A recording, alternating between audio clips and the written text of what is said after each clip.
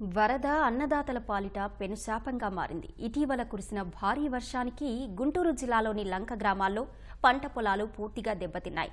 వందల ఎకరాల పసుపు, అరటి, మినుము, బొప్పాయి చేతికొచ్చే పరిస్థితి లేకపోవడంతో రైతులు కన్నీరు పెట్టుకుంటున్నారు. వరద ప్రవాహం తగ్గడంతో పొలాల్లో ఇసుక మేటలు దర్శనమిస్తున్నాయి. పంటలు పూర్తిగా దెబ్బతిని దిక్కుతోచని పరిస్థితి ఎదుర్కొంటున్నామంటున్న అన్నదాతలతో మా ప్రతినిధి వీరాంజనేయులు ముఖాముఖి. రైతులకు కడగండ్లను మిగిల్చింది. ఇటీవల కురిసిన కుండపోత వర్షానికి గుంటూరు జిల్లాలోని కృష్ణ పరివాహ ప్రాంతం అంతా కూడా పూర్తిగా నీటమయమైపోయింది. ఇక్కడ ఉన్నటువంటి వేలాది ఎకరాల పంట మొత్తం జలమయమయ్యాయి.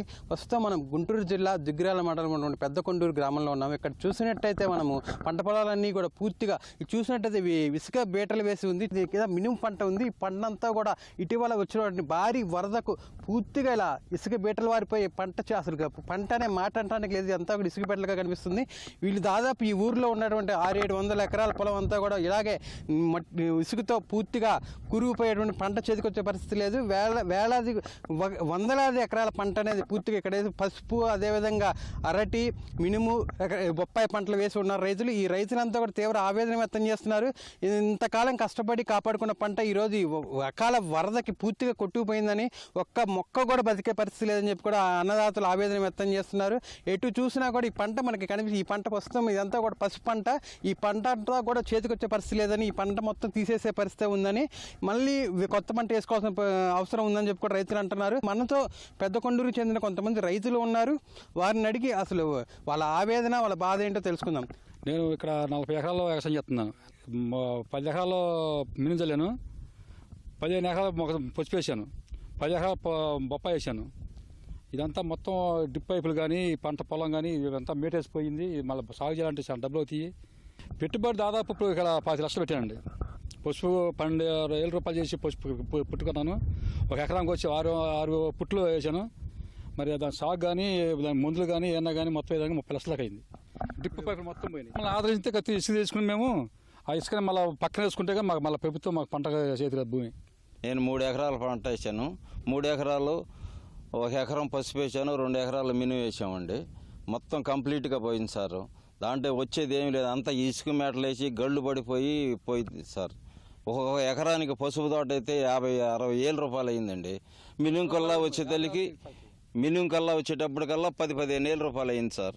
దుక్కు దున్ని సాగు చేసి విత్తనాలు వేసేటప్పటికి మా ప్రభుత్వం ఆదుకుంటే దాన్ని మళ్ళీ ఇంకోసారి మనం చేయడానికి, వ్యవసాయం చేయడానికి అవకాశం ఉండేది. లేకపోతే ఇక మనం ఏమీ లేదండి, నెత్తిని కొట్టేసుకుని వాళ్ళకి అప్పచెప్పి, వాళ్ళ చేయాలి వాళ్ళకి అప్పచెప్పి వెళ్ళిపోవటమే. మేము మినుము వేయడం జరిగింది, అట్ల వేయడం జరిగిందండి. అయితే పూర్తిగా నాశనం అయిపోయిందండి. పసుపు వేసామండి 2 ఎకరాలు, అది కూడా నాశనం అయిపోయింది. ఏమీ లేదండి, తినేది లేదు. ఇప్పుడు దగ్గర 5-6 లక్షల రూపాయలు పెట్టుబడి పెట్టామండి. కొంచెం పొలానికి కూడా ఏమీ రూపాయలు వచ్చేది లేదండి. ఒక్కొక్క ఎకరానికి 1,00,000 రూపాయలు పైన అవుతున్నాయండి. అంతకుముందు సబ్సిడీలు కొన్ని ఇచ్చారు, కొన్ని మేము కొనుక్కొచ్చుకున్నామండి, పోతా ఉన్నాయి. అవి కూడా పోయినాయండి. సోలార్ ప్యానళ్ళు కానీ అవన్నీ కూడా నాశనం అయిపోయి మొత్తం కొలాప్స్ అయిపోయినాయండి. అవన్నీ అవ్వాలంటే మాకు దగ్గర ఎకరానికి 1,00,000 రూపాయలు మామూలుగానే ఇప్పుడు పెట్టుబడి కాక అవుతాయండి. అవి మేము ఇక్కడ, మా నాన్నగారి పేరు వెంకటేశ్వరరావు.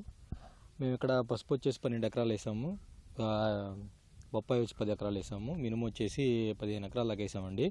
ఇంకా సాగు చేయడానికి పొలం ఉంది. ఇంకా వేద్దాం అనేసరికి అన్ఎక్స్పెక్టెడ్గా ఇట్లా మనకి వరద రావడం ఇట్లా జరిగింది. ఒక్కొక్క సోలార్ వచ్చేసి మనకి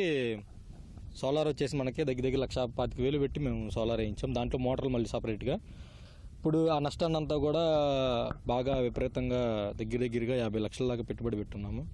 ఏమన్నా పంట వస్తే కొంచెం మేము కూడా కుదుట పడదాం అనుకున్నాం, కాకపోతే ఇట్లా అన్ఎక్స్పెక్టెడ్గా జరిగింది.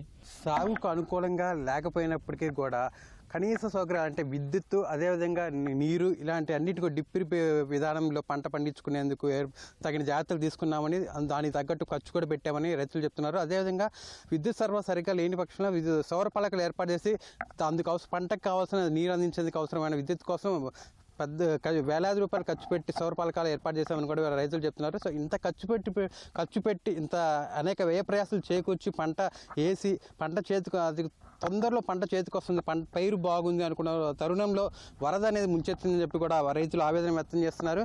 ఇప్పటివరకైతే లక్షలాది రూపాయలు ఖర్చు పెట్టామని, ఆ పెట్టిన ఖర్చు అంతా కూడా వరద పాలైందని చెప్పి కూడా వారు రైతులు ఆవేదన వ్యక్తం చేస్తున్నారు.